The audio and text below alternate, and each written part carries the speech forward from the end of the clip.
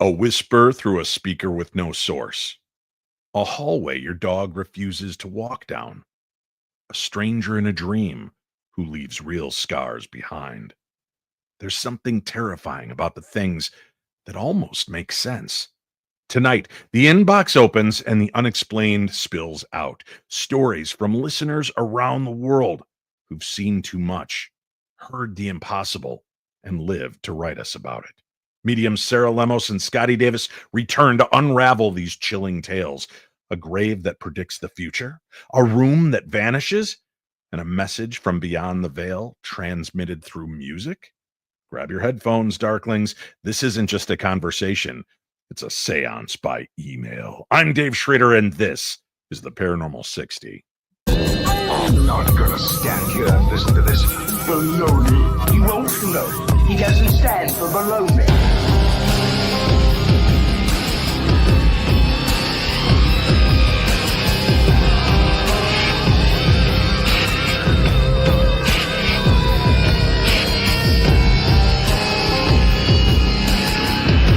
Sounds like a lot of supernatural baloney to me.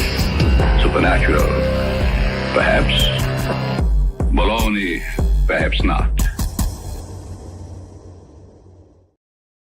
Supernatural, perhaps. Baloney, perhaps not. That's one of my favorite lines from The Bat. I believe it was with Bela Lugosi. Welcome to the program. I'm Dave Schrader. This is the Paranormal 60, and this is the one night a month when I get together with two of my friends that we come together and read your emails. We talk about the strange situations you, the listeners and viewers, have found yourself in, and we mock you openly. No, we don't mock you openly. We talk about these cases, and we give you insights, perspectives that maybe you hadn't thought of before, or maybe you did, and you're just about to get the validation you needed. Well, to join me on this quest, I have two dear friends that are able to join us to weigh in on the strangeness. Let's bring them on right now. Ladies and gentlemen, the one, the only, Sarah Lemos. Hello, Hey, Sarah.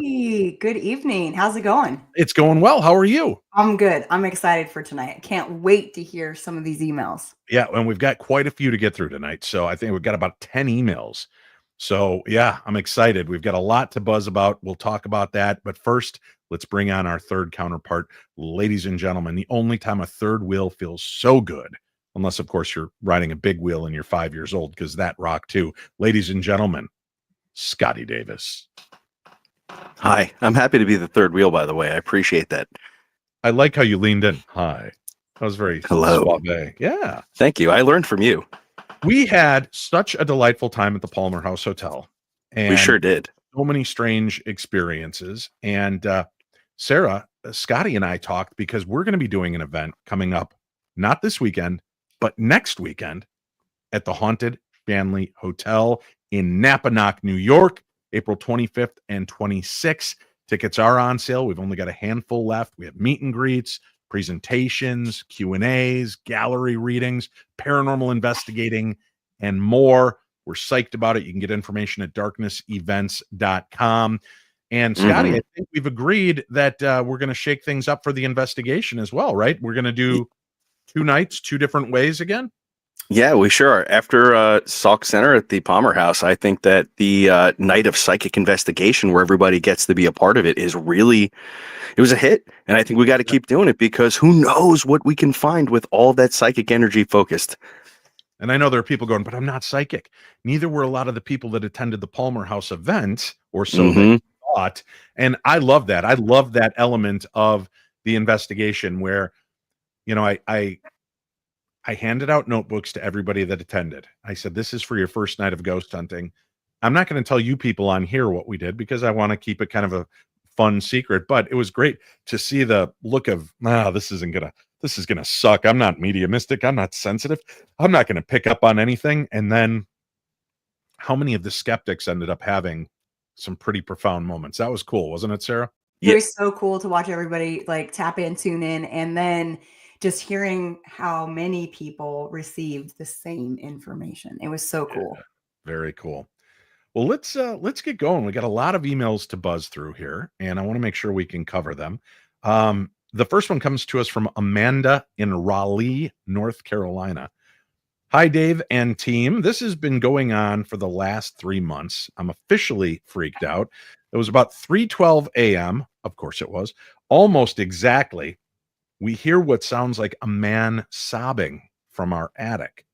It's not loud, but it is a gut-wrenching sob. My husband thought it was maybe a raccoon at first making racket, but when we finally went up there together, we found long scratch marks in the insulation and a single large black feather stuck in one of the beams.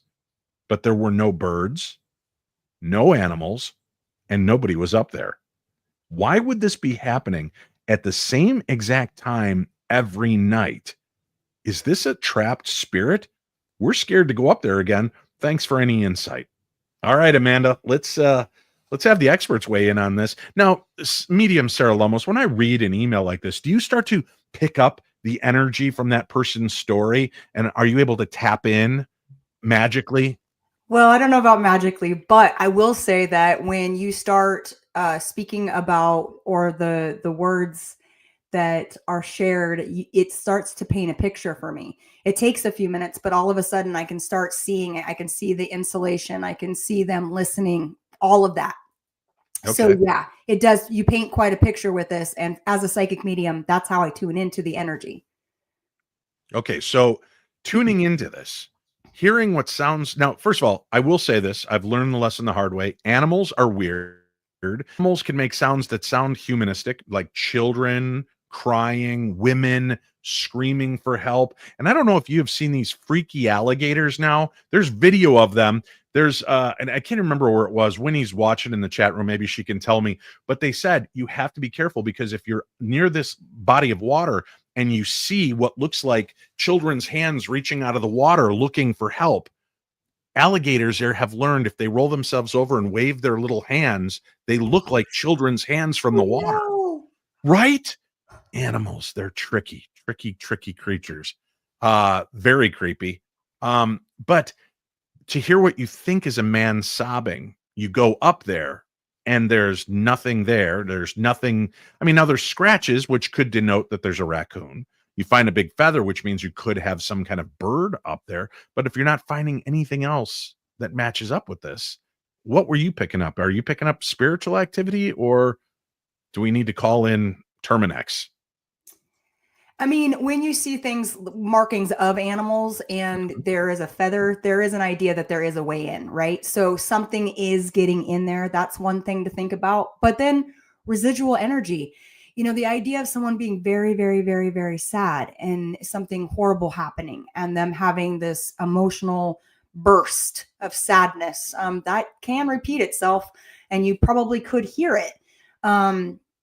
That's kind of just what I'm feeling from this, just kind of maybe some residual. And then also if you're seeing scratches and a feather, that could mean there's a way in. Yeah, but again, kind of at the same time every night. Right? That's where it gets weird. I'm not one of those guys that buys into 3 o'clock in the morning because it's the Antichrist hour, right? Because again, I have a hard time. Do they follow the same rules of daylight savings time? Do the ghosts are like, let's go boo them now, and you can't, dude. We turned the clock back an hour this week, and all the ghosts are like kicking around for another hour, waiting to go, be ghosts. I don't know. It just seems weird to me. But is there something to that dead hour, that 3 o'clock time slot, Scotty? What do you think?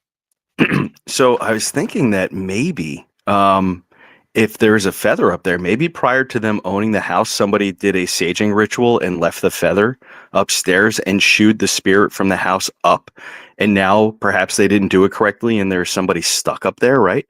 And maybe just every night when the house is dead still, that's actually when they hear the sobbing or the crying coming from the attic. Because I don't think that 3 o'clock is so much a witching hours. It's just the time when everybody's the most quiet. And I work a midnight patrol, and I could tell you at 3 a.m. in a bedroom community, there's like nobody out but the bread guy. So definitely it's super quiet, and definitely the time where you would hear something like that. And if you became hyper aware of it one time, you may now psychologically be setting yourself up to hear it all of the time. That is something. And I think there is something to residual energy. And again, maybe somebody did do a cleansing, but they didn't finish it. And that's why there could be a feather up there. All right. Well, let me ask you both about that, because that's something that I find fascinating, right? I've heard this, and I've had friends that are mediums, shamans, demonologists, and they've all told me, well, Dave, you got to start by clearing. So you go up into the room, in the corner of the room, and you open up the windows and you do the clearing and you push it towards the bedroom door. Then you seal the bedroom door. Then you go out in the hall and you just keep doing this. You kind of keep forcing it out. And then you have that front door open. So you push the spirit out. And I'm like, it's a ghost. I mean, can't it just phase through the floor and hide in a bathroom or a closet I forgot to sage? And then how does it get locked in? It's still an ethereal being. How does it get trapped in our attic? It just seems like maybe if it felt like it was not welcome in the rest of the house, it decided to stay there. And that's, whether it could leave or not is up to that energy. But maybe it's just like, no, they didn't want me down there, so I'll just stay up here and live the rest of my existence in the attic next to the Christmas tree. The only thing I want to add is that, things kick on in our houses at different times. So I'm just going to say this. I'm not saying that necessarily is what's happening here, but like if your heater kicks on at the same time, or a pipe does something upstairs and it could sound funny, it could sound weird. So there could be another reason if something's kicking on at that time of night. That's the only other thing I could think of. Well, obviously it's a ghost kicking on at 3:12 in the morning. Truth. That's weird. I don't know. Yeah, Amanda, that's a tough one. But don't go in fear. First of all, if it's crying, show some empathy. Maybe just even from in your room, do a prayer if you're religious. If you're not religious, drink some goat's blood. I don't know. Just do something to set the intention to free the spirit. Scotty gets all pursed looking at me. I don't know what the proper terminology is, but maybe speak to the spirit. See if you can help them. I wouldn't invite them into your room if they're up in the attic. Let them stay in the attic, but go up there in daylight and open a window and do a prayer and keep saying maybe the prayer of Michael the Archangel, which is supposed to be one of the most powerful cleansing prayers. Maybe open a window in your attic and just keep doing the prayer as you walk towards that window. And then when you hear the ghost fall out the window, you'll know you're safe. No? That's excellent advice from a seasoned paranormal investigator. That's why he's number one, folks. That's why I've been on so much TV. All right, this next one comes to us from Caleb in Missoula, Montana. Hey, Dave and crew. That's you guys again. There's this man I keep seeing on my morning walk to work. He always stands near the same street corner. And recently, he started mouthing the words, "Don't go home." I don't know how to explain it. It's like everything else goes quiet when I see him. I changed my route, different time, different streets. He's still there. Last week, I decided to crash at my buddy's house just to get a break. That night, there was a fire in my apartment building. My unit was destroyed. I don't know what to make of it, but it feels like I was getting a warning. Am I being protected, or was I being targeted? Yeah, that's creepy. Yeah. Not to creep you out, but that is pretty interesting, huh? I think that's a protection. I think that's somebody looking out for you. I don't know how often you wouldn't want to go home until something tragic happens, but that's one of those things where, that seems like protection. Like, look out, don't go home. Something bad's going to happen. All right. Now, Sarah, I know that you, of all of my friends, are a well-respected lip reader. So I would like you to read my lips when I say this. Okay. I'm just curious. Okay. Don't go home. Okay. Now, what if this was the message? Order donut holes. Oh, yeah, definitely the second one. Yeah. I can see where that's confusing. Yeah. I can totally. No. Maybe the ghost is like, order donut holes. And you're like, don't go home. Yes. Order donut holes. And maybe that's what's going on. And then you never ordered the donut holes. So the ghost burned down your apartment. Ta-da! Or again, a spirit knew that something was going to happen and had an opportunity to communicate said event, and then the house was on fire. I'm not sure that the ghost had anything to do with the fire. But what's confusing to me is that they saw this ghost over a couple of days. Was this person just not supposed to go home for days? Well, here's the thing. When we receive messages from spirit, if we don't listen, if it's not heard, yeah, they're going to repeat. And especially if it's a warning. They're definitely going to repeat to you. They're going to be kind of annoying. And they're going to make sure that you understand their message. Music in our chat room brings up an interesting point. Scotty, I know you're not as proficient at lip reading, but if I do this, right? Don't go home.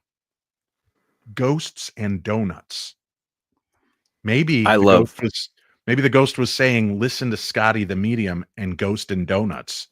That's right. Could be it. Maybe. Yeah, that 100% music. You're 100% accurate on that. Ghost and Donuts for life. I know there are some people going, I'm reaching out to you for help, and I'm getting Ghosts and Donuts. Listen, we're just playing a little bit of fun with you on this, but yeah, I mean, if you felt like something is telling you don't go home, and the night you didn't go home, your apartment burned down, it certainly seems like something was trying to get your attention. And do you think that maybe they back up and start passing that message on to you over the period of a few days because they know you might not pick up on that message right away? Yeah, it could take a couple times, right? Before you're like, don't go home. Why am I not? And then like to really let it sink into your psyche that something is saying this to you or someone is saying this to you. And it didn't stand out to you as something that was threatening, it seems like, because I mean, if somebody told me not to go home, if a spirit was saying it, especially, and I recognized it as such, I would actually probably be a little bit worried for my family's safety, right? I'd be like, why wouldn't I want to go home? I want to be home to protect it. But it seems like you got the opposite. You were there and you avoided possible tragedy. All right. Linda G from Erie, Pennsylvania. Hi, Dave. I visited my dad's grave last week on the anniversary of his passing. When I got there, I noticed a second headstone had been added directly next to his. It had my name on it. Same spelling, same middle initial, even my birth date. Here's the weirdest part. The death date was next year. I thought this had to be a mistake or some kind of twisted prank, but the groundskeeper swears no new stones were installed in that section recently. When I went back 2 days later, the stone was gone. Is this a warning? A glitch? I can't stop thinking about it. Yikes. I shouldn't say that. That sounds so horrible. Yikes. I hope you have your affairs in order. I don't know. Do you think she's getting like an Ebenezer Scrooge moment where maybe it's trying to tell her on the current path you're on, Linda? This may be you a year from now. Would you start, like, if you're a smoker, drinker, drug doer, hang glider, maybe back off on that? I don't know. Scotty, what are your thoughts? Man, that is just an unnerving sort of feeling. At first, I was like, well, if it's a real headstone, maybe Dad paid for your headstone to be there, right? People do that, right? But then I was like, well, if it wasn't there in the next 2 weeks, where did this actual thousands of pounds of stone go with your name and stuff on it?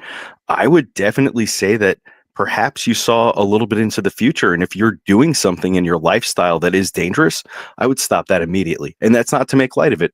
Like Dave said, if you're somebody who's drinking or doing drugs or any of those things, or a race car driver, stop doing those things right now. Take a breath and reassess your life, because sometimes the universe doesn't send us a person that says, don't go home. Sometimes they send us really stark reminders that we need to stop what we're doing right now. Yikes. That's creepy to me. I don't mean it to sound rude, but that is creepy in the sense that, thank God they're giving you this, I don't know, this premonition. They're giving you a chance to maybe recapture, or maybe more importantly, they're giving you a chance to make the very best of this next year. Yeah. In every way, shape, and form. So don't fold into the depression. Don't sit there and stress or worry about it constantly, but be in the moment as much as you possibly can.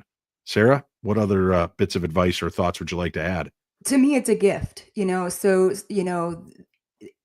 the connection that this individual had, the information that was received, and the fact that it's now gone, which means there's an opportunity that it can be gone. And that's where I'm going with it, is that, hey, you know what? If you went back and it was gone, then either maybe you already changed something, or you saw a doctor, did something that shifted and changed it, because it wasn't there when you went back. So it's not necessarily the same message, right?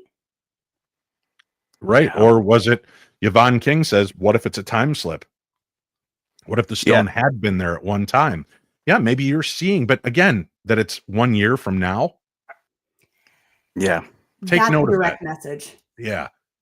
Take note of that. Eileen says maybe a major change is coming in their lives within the next year. Maybe it's not death. Maybe it's a positive thing that the change is coming. I think there'd be a better way to show that than a gravestone with your date of death on it. But remember the death card in the tarot deck. So death is sometimes it does mean change. It can mean change. But it also depends how this person who got the information read the information. Yeah. Crazy. All right. This one comes from James and Rina. I think I'm saying that right. Rina, Rina. And this is from San Antonio, Texas. Dear Dave, Scotty, and Sarah, this is a weird one, and I hope you or your guests can help with it. For the past month, our front door buzzer goes off at around 1:33 a.m., like clockwork. It buzzes exactly 3 times. Sharp, fast, urgent. We check the wiring, nothing wrong. Then one night it happened during a power outage. We set up a camera. The only thing it caught was the audio of a voice whispering, "Let me in." But there was no one there. We're starting to lose sleep and beginning to argue. We're scared. Do you think this is a spirit or is it something darker? Look out for them black-eyed kids. Right. That's all I'm going to say. Oh my gosh. Yeah. Let me in. I wouldn't let it in. Don't open the door. You know, we just talked about this a week ago on the show when I was talking to the lovely ladies that are part of the Appalachian Seance Society. And there are these folklore and stories from Appalachia that if you hear your voice called in the woods, you should never respond. And you should never go towards it. So if something's asking to be let in and you can't see it, I don't know. Would you even, I know Scotty's answer, but would you even peek through the blinds to see, or would you just take for visual granted that you're looking through the camera and there's nothing there? Because I would be afraid, you know, there's the old saying that like during an exorcism, you're not supposed to make eye contact with the person being exorcised. You're not supposed to at any point because it's, and there's a great scene, you know, of all things, I think the best representation of it in an X-Files episode. They never seem to mention it in any of the exorcist like movies, but during the one episode, I think it was Mulder turns and looks at the thing in the eye, or Dana Scully, and they're like, "Don't look it in the eye. Now it knows you." And I was like, wow, if these are the portals to the soul, did it just target you because you looked it in the eye? I don't know. I mean, that's a weird situation. What are you guys picking up on? Bad wiring, demonic forces? I don't know. That just wants to get let in and he can talk. Yeah, the fact that it said "let me in" is really interesting. Like, to hear the buzzing is one thing. That could be a number of things, right? Bad wiring, bad signal, who knows? But for them to hear "let me in," of course, you know my answer. I'm going to go open the door and find out to see what is there. I'm definitely an old 80-year-old man. I don't care. I'm just going to go see what's going on outside and see what's happening. But I have to ask the question. I wonder if they were like investigating somewhere recently before this started happening. Did they go to a cemetery and investigate? Did they go to a haunted place? And did they forget to tell something not to come along with them? Because why else would these things just start for no reason? Yeah, good questions, James and Rena. If you want to email me back, dave@paranormal60.com. Maybe we can address this again on an upcoming episode. If you're not paranormal investigators, don't bother unless there are other aspects you want to use for clarification. Yeah. So, Sarah, what's your thoughts? So I'm just going to take care of the situation the best way I can, right? So I'm not sure what's there. So I'm going to definitely salt. I'm definitely going to use iron on both sides of the door frame. I'm going to state in intention. I'm also going to do a prayer over the space.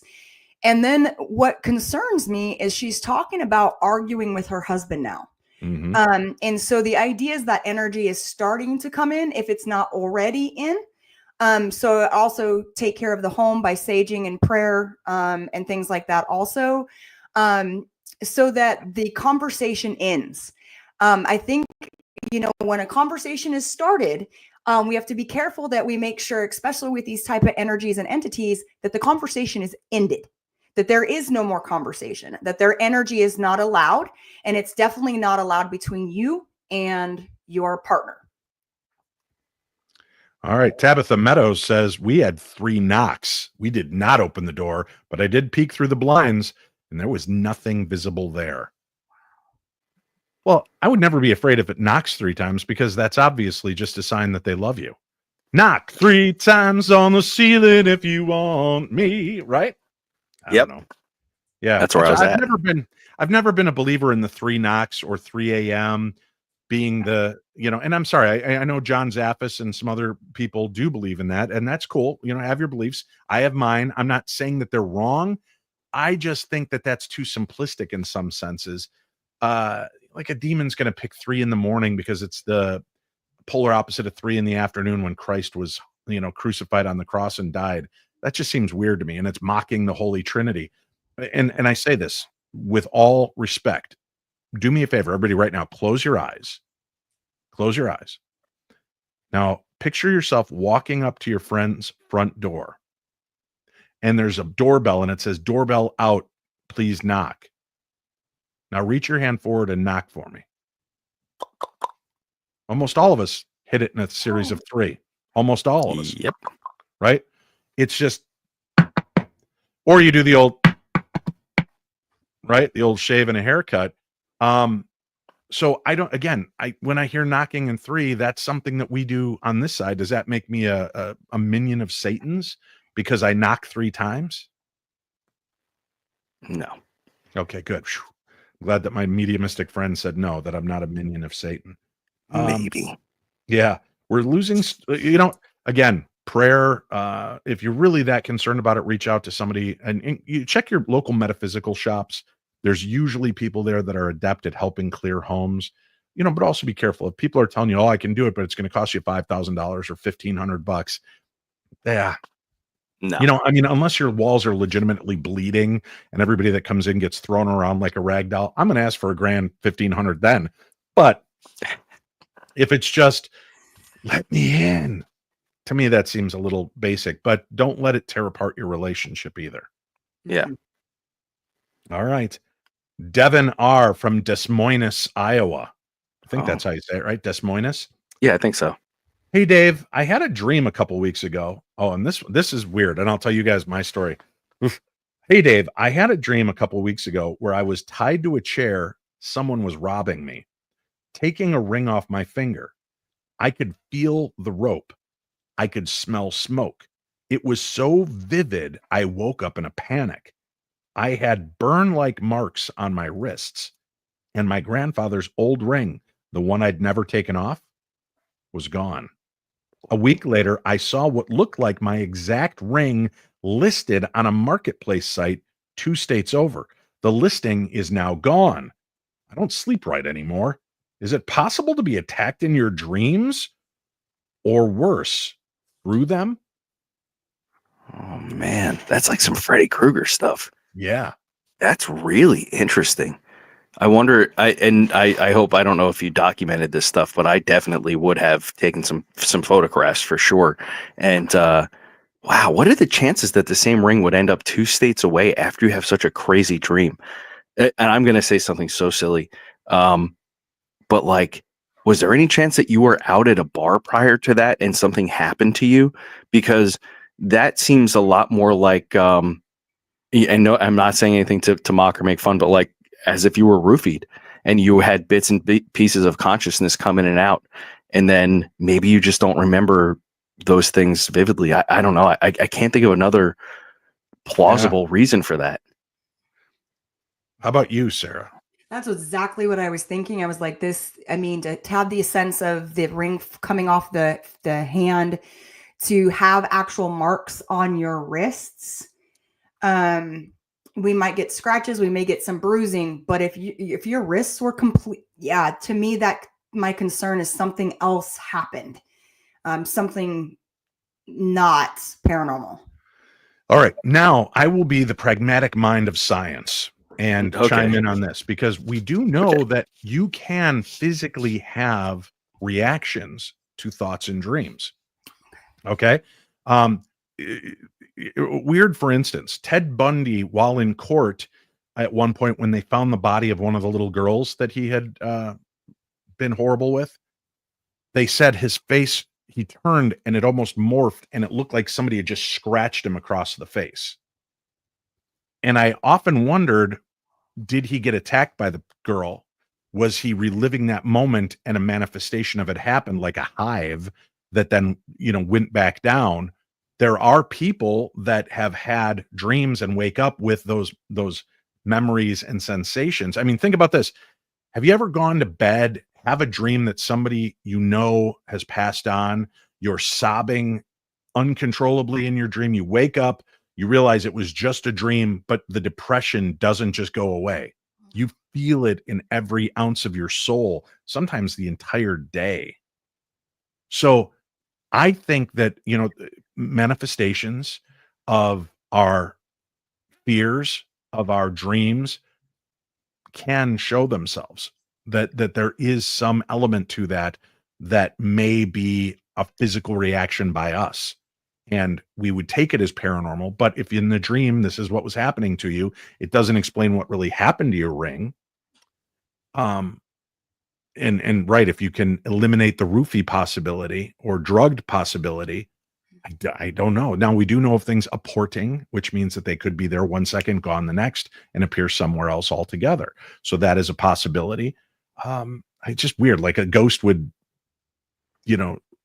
attack you in your dream to steal your ring to sell it online. Yeah. I mean, that's the part that's weird to me. Yours makes more sense, Scotty, with the concept that maybe somebody drugged you and you're just having these flashes of things. And you're overlaying it, thinking it was a dream, but it was reality, and you were in that drugged in between zone. Yeah. And not to make light of the situation, because if it is something ghostly, I definitely think you should find somebody local to look into that for you that you could trust, because I've never heard of anything like that happening. But if I was presented with that case physically, I would go to the ends of the earth to figure that mystery out, because that's very dangerous, obviously. So in high school, first love of my life, right? Linda Nostwick, and just was madly in love with her. Fell in love with her. She was dating this guy I knew. He was kind of a psychopath. And I finally revealed my feelings to her after a few liquid elixirs that helped loosen my tongue. And she admitted that she also had feelings for me. So she broke up with the guy and we started seeing one another. And he was not a pleasant human being. And in my dreams, I fly a lot of times, right? So they say you're doing out of body experiences, things. I was having this dream, and it's very clear. It's almost like my grandfather's visitation dream, but I was having this dream where I was in a large room with this guy, and he was pissed. He was livid. Now, this was also a guy that was into astral projection. This was a guy that would take mind-altering drugs to try to elevate himself out of body experiences. And here's where it gets weird. He started threatening me with a knife in the dream. And I was leaping over him like Peter freaking Pan, right? And, kind of bold. But then all of a sudden, and for people that fly in dreams, you'll know this feeling. Suddenly you start realizing, I don't fly in real life. This is a dream, damn it. And every time you leap, you get a little lower and you can't get that height. And I remember one of the last times I had tried to jump over him, he stabbed straight up and caught me in the stomach. And I woke up in severe pain, screaming. And my mom came running down. My mom's a nurse. She's wondering, what did I just do? She turns on the light. I'm bleeding. I had a legitimate cut on my stomach. And I'm thinking, did a spring on the bed pop or something? Was there something in my bed I didn't know of? And I caught myself. And my mom was like, that needs stitches. What did you do to yourself? I'm like, Mom, I don't know. But I still have the scar on my abdomen from it. So it wasn't just a dream. I can't explain what happened, but that guy creeped me out in life. I can only assume something manifested, very Freddy Krueger-like. Wow. If anybody else told me that story, I don't know if I believe it, but I believe everything you tell me. So do I. Yep, it's fact. That's crazy. I appreciate your love and belief in me. That's important. But no, I do appreciate it. So the dream realm is crazy. Devin, did you ever have that dream again? Did you ever have a dream of him again? Never. Did you? Nope. Mm-hmm. Nope. Never again. Wow. So, very strange. But again, was it my brain worrying that this guy was going to attack me in the real world? Was this cut a manifestation of my own fear or guilt? I don't know. I can't explain. My mom couldn't explain it. And a full-blooded nurse could not explain how I had this tear in my flesh. So, very strange. Very strange. Let's do this. We have to take a very quick break. We'll come back. We've got more to discuss. We've got Scotty, the medium. We've got medium Sarah Lemos with us. We've got a lot more to talk about, a lot more of your emails, and we'll do that next right here on the very best in paranormal programming. I'm Dave Schrader. This is the Paranormal 60. Oh, are you reading me? Come in. Hello? Greetings from the shadow, and welcome to Shadowzine. My name is Jeff Belanger. I'm an author, podcaster, and explorer of the unexplained. For 30 years, I've been investigating the paranormal, UFOs, monsters, and things that bump in the night. Lately, you may have noticed how major TV networks and even social media networks have been pushing our favorite subject back into the shadows. I say good. That's why I launched Shadowzine, a monthly underground publication that covers your favorite topics in depth by some of the leading writers and researchers out there. If you're looking for 30-second TikTok clips, go somewhere else. If you're ready for a deeper dive, put down your phone and pick up Shadowzine. You can't find it in stores. This is old school print. Head to shadowzine.com and be part of the underground revolution. That's shadowzine.com, and I'll see you in the shadow. All right, my minty mouth minions, it's time to talk about Zellman's. That is the ultimate breath freshener. And if you haven't tried Zellman's yet, what's wrong with you people? I thought you love your pal Dave. I thought you trusted me. Trust me with your bad breath. I want to take it away from you, and I can help you do that by getting Zellman's Minty Mouth. And it's real easy to use. You get the little package, you shake out 2 or 3, pop them in your mouth, boom, immediate clean burst of flavor that is going to immediately refresh your breath. Then, once the candy coating is off, you'll be left with 2 to 3 little gel caps that are filled with natural oils. It's all safe, gluten-free. Swallow them down. They go right to your stomach, to the root of most bad breath problems, and they help to eliminate it there. So you're hitting it in 2 different ways. Plus, did I mention to you that Zellman's is the only one that's proven to be able to beat garlic and onion breath? It's true. So give it a shot. It's even been helpful for coffee, cigars, and cigarettes. So this is what I want you to do. My call to arms, my army of darkness. I need you to go to Zellmans.com, Zellmins.com /P60, like Paranormal 60. Zellmans.com /P60. You're going to save 15% off. Why? Because I love you. And I've made a special arrangement with our friends at Zellman's. Try them. And then do me a favor. Once you've tried it, send me a video of you tasting Zellman's. I'd love to see your first reaction to Zellman's. Share it with me. We may even air it on an upcoming episode. So again, go check out Zellmans.com /P60. All right, we have more emails. We've got Sarah Lemos. We've got the one and only Scotty Davis. This comes to us from Kayla Baker. She goes, "Hi, Dave, Scotty, and Sarah. My name is Kayla from Maryland, and I wanted to get y'all's input on this spooky house." I'm reading it exactly as it's written, y'all's. I used to live in with my mom and brother. By the way, we're all huge fans of your show. By the way, lots of love.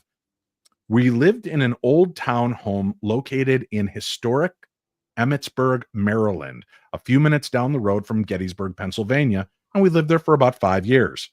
My mom would always joke with us that the house must have been a portal of some sort because it was way too active day to day. Hell, I believe it. I would often hear heavy boots climbing up and down the staircase late at night. And of course, I assumed it was my brother, and I'd yell at him the next day for keeping me up. He'd insist that it wasn't him, that he was downstairs the entire night. Yeah, sure, pal. That's what she wrote again, not me. I'm just putting the inflections in. Other times during the day, I would be hanging up in my room, then hear glass shattering in our kitchen. I'd go downstairs to check and no one would be there. No glass on the floor, no missing cups from the shelves. This happened pretty frequently. Always scared the crap out of me. Once, when I was sleeping, my legs were suddenly pulled to the edge of the bed.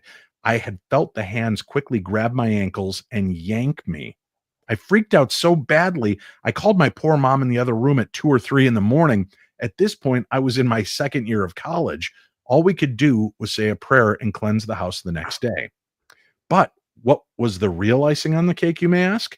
was the time my mother's boyfriend over the years would get the same horrible nightmares.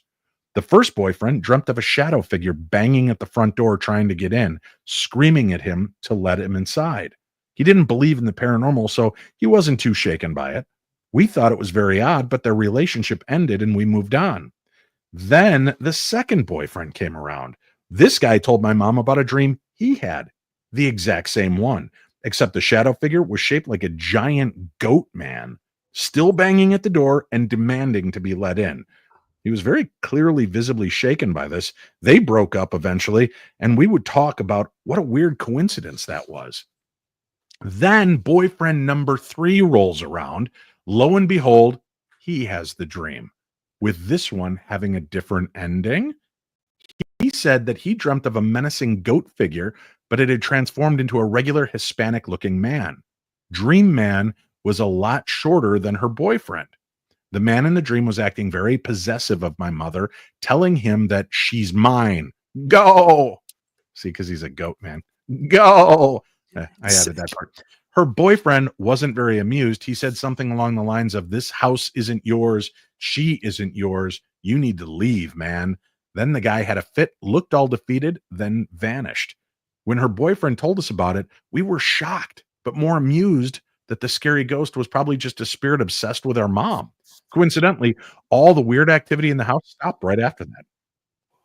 Was all of this just from a possessive ghost trying to flirt with my mom? Or a mix of different spirits trying to mess with us? Who knows? We moved away from that house a few years ago, but the experiences there were something else. Thanks for reading and sharing. All the love, Kayla. I hope I'm saying that right. Kaela. Well, Kayla, thank you for sharing the story. I don't know what to make of it. Possessive goat? What do you guys think? No, seriously though, like I do think that there was something attached to mom for sure. Especially the clear communication from said energy to all these to the different individuals that she was dating, all having experiences. And it's interesting, the last one was able to actually give its story. It very clearly said, "She's mine." And when he replied, no, she's not, the conversation ended. So I think, I do think that there was someone that was very fond of the mom. That's what I'm picking up.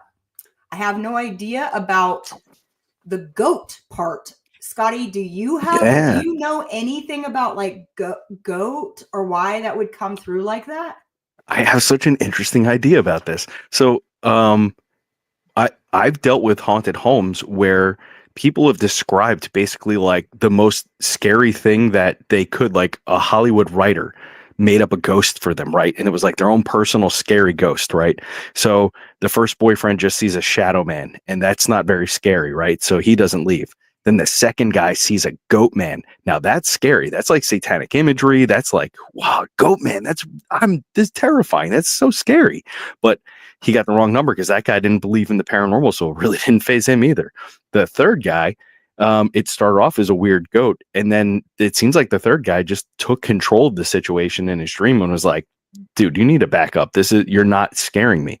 So I've dealt with the Hollywood ghost effect, where the spirit just tries to basically dress up and make itself more scary or intimidating than it really is. It seems to be what happened. It's like Gina Davis and Alec Baldwin trying to get spookier, and when they're trying to scare the family out of the house in Beetlejuice. Yep, I've literally seen that in homes, and I can just see, like, if you move the facade to the side, you can see the human entity behind it, that it's not that scary. It's just trying to be scary so it can get what it wants. So that's what it seems like to me. And I know the area that you're talking about, and that area is very haunted. I've been to quite a few homes there. Very interesting. Any other goatmen? None that I know of. The only other infamous goat person is the Goatman's Bridge or whatever it's called down in I think Texas or whatever. All the YouTubers go there. Not me. I don't mess with goats. Not? You love to go where there are places that you should. I am a ghost buster, not a goat buster. Oh, you know this about me. Fair enough. Sarah, any thoughts? No, I honestly just think that I think that the last gentleman took care of the situation really great and was like, this ain't your place. This isn't your space. And then for it to go from goat to human and then be like, oh, shucks, I'm out. I am glad that it got taken care of, though. I am glad that the story didn't have to continue, and I'm glad that it didn't get even scarier. Yeah. All right. Candace writes us next. Hi, Sarah, Dave, and Scotty. Oh, wow. Fun. I wanted to start by saying that I love hearing your input on people's experiences and decided that I needed to take the plunge and write about my own. My mother died unexpectedly November 23rd, 2014. Losing her was one of the hardest things that I have ever experienced. That is until my health started to decline in 2018. I was diagnosed with endometrial carcinoma and required a hysterectomy. My surgery was successful, but was also more difficult than originally planned. I will admit that first night in the hospital, I was on some very strong pain medication, morphine. I was in and out all night. Around 3 a.m., I heard the door to my hospital room open, soft footsteps approach the bed, and I was waiting for the nurse to tell me that she needed to take my vitals or that they needed another blood sample. Instead, what happened was someone softly moving my hair and a soft kiss on my forehead. When I opened my eyes, my mother was standing at my bedside. I immediately began to cry. She sat in the chair next to the bed, took my hand in hers. I was so shocked to see her and yet so relieved. From the moment I got my diagnosis, I had wished that she was still here to be with me, and there she was. She only stayed for a short time. She told me that she loves me, will always be with me, even if I can't see her, and to remember our favorite Winnie the Pooh quote, "You are braver than you believe, stronger than you seem, and smarter than you think." I thought it was all just a dream and wasn't going to mention it to anyone, but when the nurse came in just before the morning shift changed, she asked who the visitor was that had been in. And I told her that was my mom. She had been on a trip and wasn't able to get here sooner. Thank you for taking the time to share this. That comes from Candace. Thank you for sharing that, Candace. What a beautiful story. Wow. I had my gallbladder removed in an emergency. I almost said C-section, and that's not what I meant, but I had to have it removed. And I was on morphine. They had some complications. I had to have my gallbladder removed. I'm on the morphine drip for a few days. And when I was in the hospital on the morphine, I could see ghosts in my room when I closed my eyes. Mm-hmm. The weirdest thing, right? Like I'm looking at this room. I can see everything in it. I close my eyes. Everybody living is no longer in my visible perspective, but I could see ghosts standing in the corner of the room, staring at me. And this one woman would come up and float in front of me. Her hair almost looked like it was blowing in the wind. And she would be like, she was mouthing. And at first I was kind of freaked out. I was like, is she screaming at me? But I don't know if she was just trying to be heard. Mm-hmm. But it's weird that this is another morphine story, Candace, because that's when I know I saw these things. I know, not these things, these people. I saw them in my room. And it broke my heart. That's the story that they kind of tell on haunted hospitals. And I get very emotional about that as well, because I feel bad. I couldn't do anything for them. Right. And I was partly thinking it was just hallucinations, drug related, but it's so vividly clear to me, not like a drug hallucination. Not that I've had a lot of those, but that's strange. I know it impacted you, Sarah. I could see the tears welling up when we were talking about Candace's story. What do you make of it? I think it's just an absolutely, we talk about being able to meet them, this space where we meet them, and we have to be, in a space of meditation and calm and a space of connection. And I don't know if morphine does that for some people, if maybe that there's a connection there where you're fully, connected.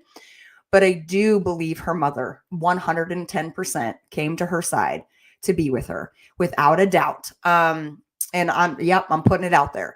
I really do. I do feel like mom came and definitely gave her that message that was much needed. I think it's a beautiful story, honestly.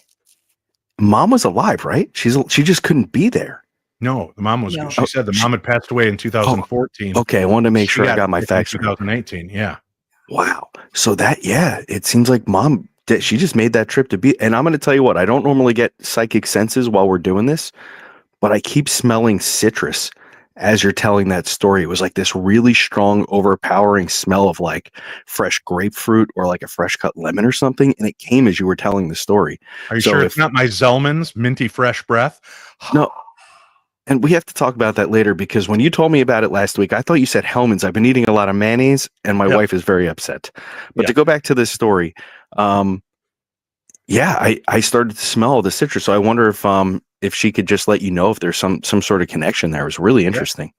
Thank you for sharing that, Candace. Beautiful story. Yeah, it was really beautiful. Dave, Scotty, and Sarah.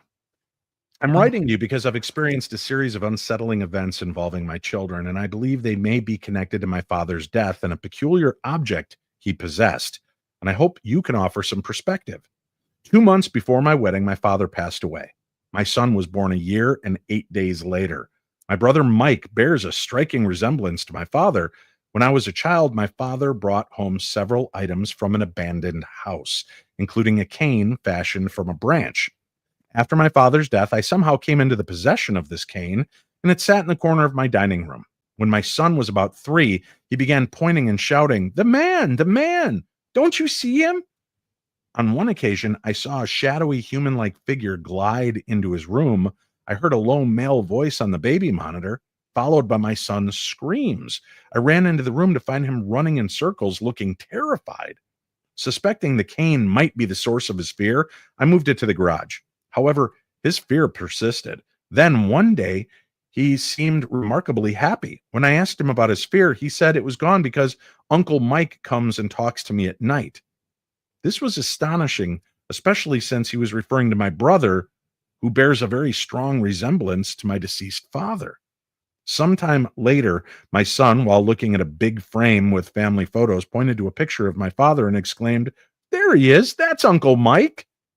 5 years after my father's death, my daughter was born. She's always been sensitive to the paranormal.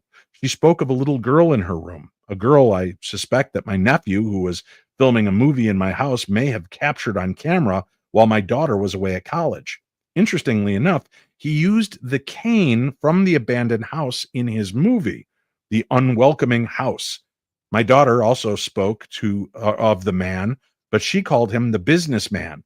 She called him this because he wore a hat. He would look into her room at night. Her fear, though, centered more on this little girl who she said watched her from behind her pink chair.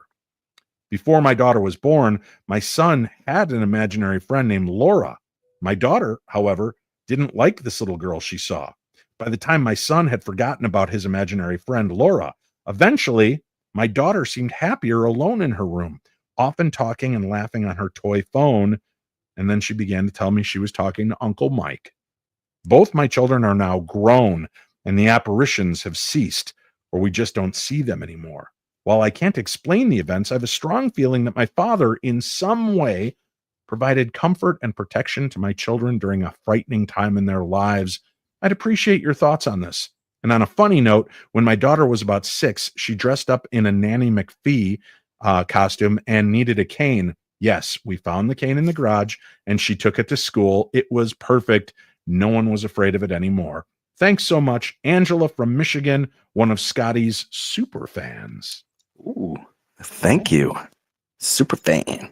Super fans. What a cool story. I'm going to just tell you right off the bat, it sounds like your kids were very spiritually sensitive when they were little. I don't know if it had much to do with the cane, but and I would say that it probably is in your family.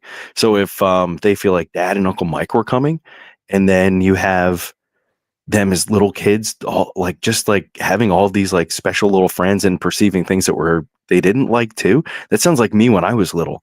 I had a bunch of like little friends that other people didn't talk to or didn't see. And then I grew up and out of it for a while, and now we're here. So that's a really cool story. I appreciate that. Yeah. Hello, Dave. Oh, I'm sorry. Go ahead, sir. No, it's fine, Dave. It's totally okay. I just think that I love these type of stories because, we're constantly trying to find if there's proof for life after death. And some stories can be very creepy and very scary, and some can be very beautiful. And this is definitely, to me, sounds like you had 2 really incredible kiddos that were definitely tapped in and tuned in, and then a really great dad on the other side, always there to make sure the kiddos are safe. So I think that's incredible. Yeah. Very cool. Let's do this. We'll take our final break. We'll come back. We've got a couple more emails to cover here, some more Q&As and insights from the lovely Sarah and even lovelier Scotty. We'll do that next right here on the Paranormal 60. Are you feeling lost, stressed, wondering if Mercury is ruining your life again, or the universe is just ghosting you? Well, you're not alone. At Love and Lotus Tarot, I keep it real.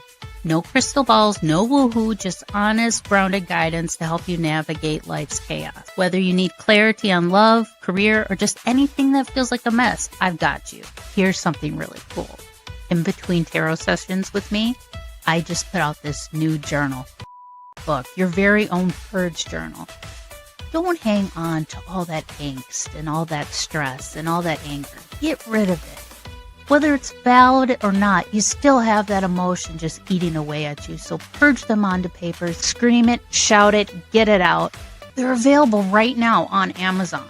Scan the QR code or click the link in the description below. Or just visit me at lovelotustarot.com and purchase your purge journal there.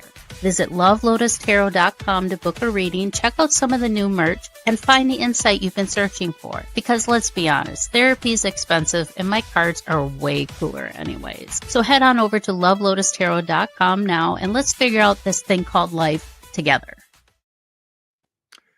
Yes, you don't need to continue to email me. My wife did stumble and say Murphy instead of Mercury.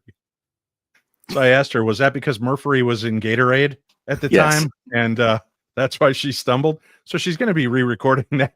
I told her I love the Murphy part. That's my favorite. Are you worried about Murphy? She does do a show called Mysteries, Mayhem, and Merlot. And I'm not going to tell you when she recorded this, but it might have been after one of her episodes. Just going to throw that out there. It's a lot of Merlot and not too much mystery on that one. A lot of Murphy rising, too. Hello, Dave, Sarah, and Scotty. My name is Krista Starnes. My profession is dog and cat groomer.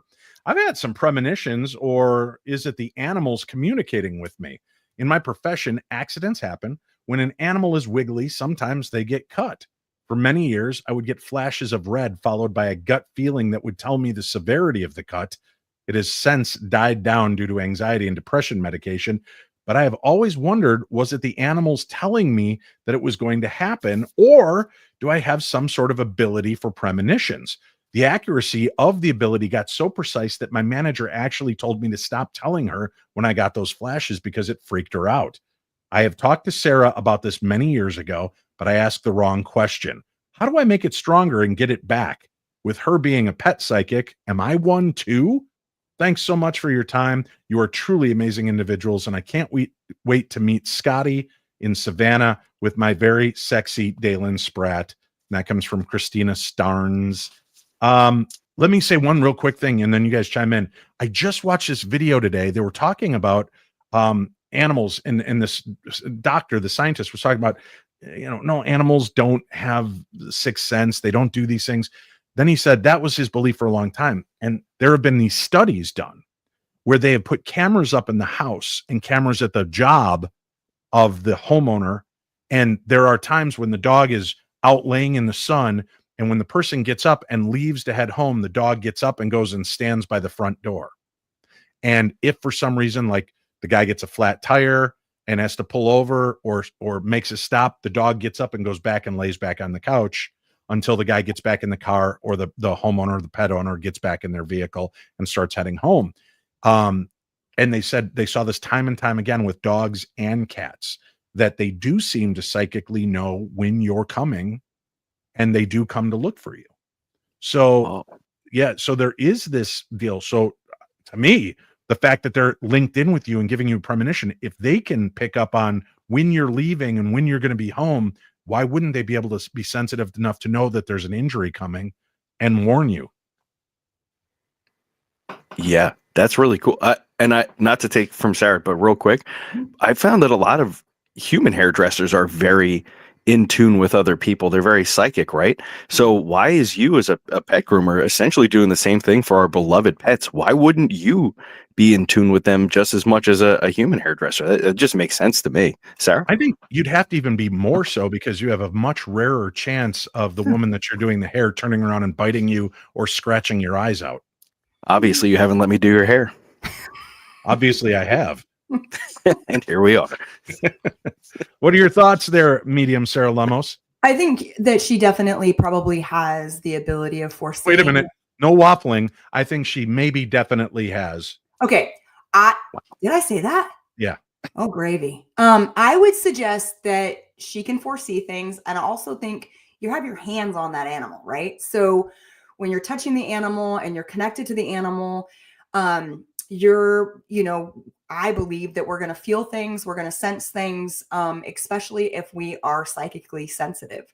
I do also believe that the energy of the animal can also be felt. And so that animal is communicating to you, may not be through words, could be little moments that you're so used to, that is communicating, that's saying that something's about to happen.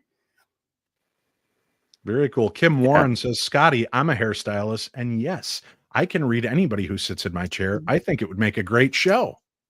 You're not wrong. Yeah.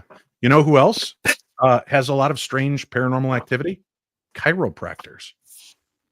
Oh, that makes sense. Yeah, they're dealing with the spine. Yeah, I've got to talk to dentists too. Well, think about all the anxiety that's released. And when you're manipulating energy in somebody for chiropractic care, they say that we hold a lot of our tension in, and when we're snapping, popping, and locking, suddenly breakdancing, we're releasing that. So I often wonder, is it really ghosts, or is it those little bursts of anxiety, just like, kind of their own little creatures that exist that are released and then they eventually just fade out? Yeah, maybe. That's an interesting take on that. I never thought about it. Yeah. If you're a chiropractor, you've got a haunted office or think that there's something going on. And I would guess people doing massage. I wonder if you pick up on psychic premonition. I bet. Yeah. God, I hope not, because I got a lot of apologizing to do to the masseuses. Hi, Dave. I work in a haunted building. I work graveyard shift from 9 p.m. till 5:30 a.m.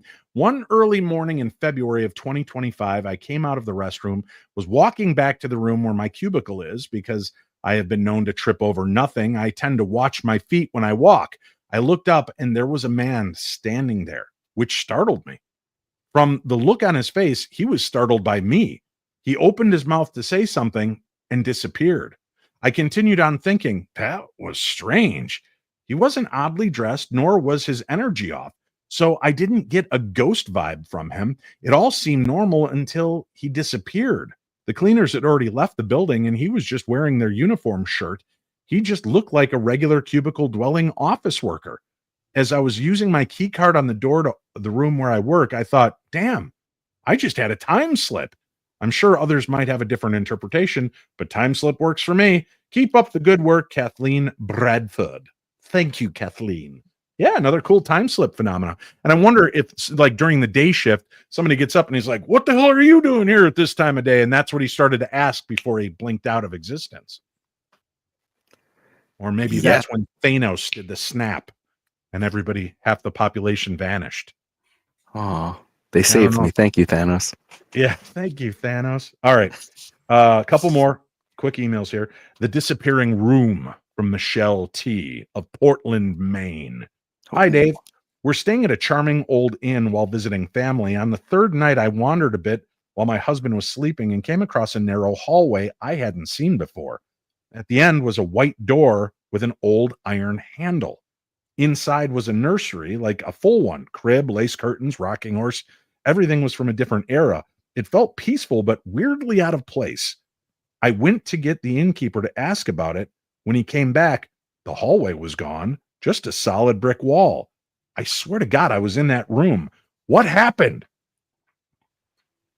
Whoa. That's another time slip, it sounds like. Sounds like it, yeah.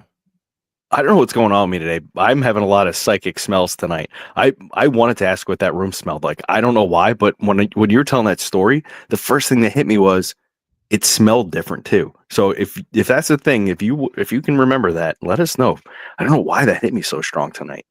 It smelled like poopy diapers. It might have smelled like poopy diapers. Could you imagine back in the day when there wasn't, like, you couldn't dispose of them? You just had cloth poop diapers laying around. And it was hot. There's no air conditioning. So when a baby went, that was it.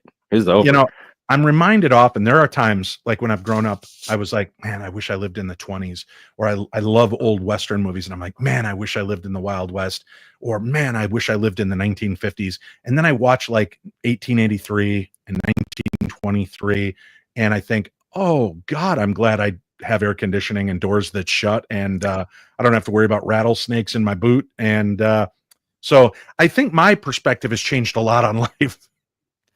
But there Yeah. are times I wish I could step through the portal, see about 10 minutes of the out of doors in Wild West, and then step back through the portal.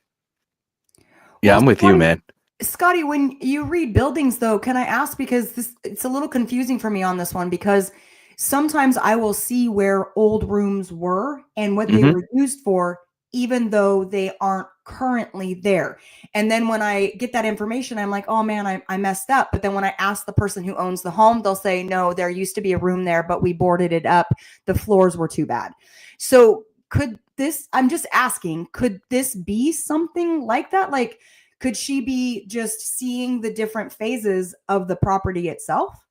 Yeah, for sure. She could have there could have very well been a room there with that there was a hallway off of at some point, and the brick eat a mint, Scotty. I told you I'm eating all the Hellmans I can possibly eat at the moment. Because you My keep smelling cardiologist is things. not happy with me. Yeah, you keep smelling things. I think I that the know. listeners are having premonitions that you need a Zellman's mint. It's my least used psychic ability, and tonight's just been going crazy. But yeah, so and then if it was an old building and they needed to build an exterior wall, maybe they put up a brick wall. That's really cool. And the fact that the innkeeper was like, what are you talking about, really makes it fun, because you really believed it, and that's a really interesting story. So thanks for sharing. Guys, I know it's getting late. We're already about 7 minutes over time. I have 3 short stories left. Do we have time? Would you guys do that? Yeah. Absolutely. You good? Okay. This comes from Rosie and Ben from Cedar Rapids, Iowa. Hey, Dave, we adopted a golden retriever last year and moved into a new place this spring. Everything was fine, except our dog refuses to go down the hallway leading to our bedroom. She growls, blocks the way, sometimes barks at nothing. We joked she was just being dramatic. One night I was carrying laundry down that hall when she ran in front of me barking. I tripped and spilled everything, but right after, the ceiling caved in. Dry rot and water damage, the contractor said. But how did our dog know? Is this common? Well, if you have dry rot and things happening, yeah, that dog could probably smell that there was danger. And that's pretty great. I love it. We don't deserve animals. That's all I'm going to continue to say. Agreed. Do you think it was something spiritual, or just the dog could smell? I think danger? the dog smelled the mold and the Yeah. dry rot. And can I also love hear animals. things moving that we can't hear. So the dog could have been hearing the shifting and the movement also. Yes. There was a story. I love animal stories so much. There was a story maybe 15, 20 years ago. This woman on like a Friday afternoon suffered a massive stroke in her bed. Her dog was the only one home with her. And her dog figured out she was not well, but she was still alive. The dog would go grab a dish rag, drop it in its water bowl, bring it to her and push it to her mouth so she could keep moistening and have the water. Whoa. Then the dog would go get a mouthful of the dog food and chew it up and spit it on the deal, trying to push it in her mouth so that it was trying to feed and water her. And then Saturday, when the postman came, the dog went ballistic. And I guess the postman and the dog love each other. The dog never reacts that way. And the dog went absolutely nuts and kept banging on the windows around the house to the point where the postman rang the doorbell. When nobody answered, he walked around. That's when he saw her laying on the bed, not moving, and called the police. So this dog brought food and water and got the postman to come help out. Wow. Pretty That's cool. amazing. Yeah, it really is. Animals are brilliant. All right. Kelsey writes in from Evansville, Indiana. Hi, Dave. At my grandpa's funeral, I swear I saw his eyelids flutter open. Not fully, but enough to make me freeze. I told my mom, and she said I was just in shock. But that night, I had a dream. He was sitting in his favorite chair and said, I'm not where they left me. I had the same dream every night since. Same words. My grandma passed 2 years ago and was buried in a different state. Do you think he's trying to tell me something? Could there have been a mistake? Ooh. I'm not where they left me. That's a very cryptic message. I'm trying to think of readings I've done where anybody said anything similar, and I just can't think of that. I'm not where they left me. I'm going to tell you this, Kelsey. As horrific as this is about to sound, there are many stories that come out, about every 3 or 4 years of these funeral homes that were supposed to cremate someone, and they've got them down in the basement in a freezer. They took your money for cremation and never did anything with the body. Sometimes they abandon these buildings 10, 15 years later. Somebody comes in and finds bodies stacked up. And I'm not trying to sound morbid about what might have happened to your grandfather, but you may have thought your grandfather has been planted in the ground or cremated, and they absconded with the money, and he is not where he's supposed to be. So yeah. I've often wondered too. There have been times I've gone to those big funeral homes where they have like 2 or 3 wakes going at a time. I wonder if they ever grab the wrong coffin and take it to the wrong spot. Dude, that's had to have happened. Yeah. Sarah, you know this, Sarah? It's just too many stories. And then also the cremation process and what's left behind and such, and not going down that road too far. But yeah, it makes sense. I also think it's interesting that the message hasn't changed, because nothing has changed. So the message is every single night. It's the same message. To me, that says something. That means listen. That means something, maybe do what you can to find out more information. Clearly he's trying to say something. But when you said that grandma was buried in another location, that also kind of perked my interest, like almost like they were meant to be together. And so he's not where he was meant to be. That's the only thing that I can tune into. Yeah, maybe write on a piece of paper, where did they leave you, and see if he'll answer that question in a dream for you. I know it sounds kind of absurd, but at this point, what do you have to lose? We are the Absurd Channel, so you're in the right place. Great story. Thank you for sharing that. As far as the funeral blink, when my buddy Rick and I went to his father's funeral when we were like 12 years old, we were standing there, just both of us kind of crying and looking at him. And we both turned and looked at each other at the same moment because we both saw him smirk. Now, I know that bodies can still do things, but it looked like he was smiling or smirking at us real quick. And the two of us just kind of, and we both saw it at the same time. Now, what's also weird with my buddy Rick, one day we were driving, totally unrelated. We're driving down a road in Illinois, Irving Park Road, and we're heading towards Roselle from like the Hanover Park, Hoffman Estates, whatever area that was. And we're driving down Irving Park, and there's this old church, and it's got the churchyard, with some gravestones. It's a clear day, totally clear day. And as we're driving, at the same time, our heads snap, a bolt of lightning strikes the cross on the top of the church out of nowhere. Whoa. It was blue skies. There was not a cloud to be seen, and we both saw a bolt of lightning crack it. Holy cow. Yeah.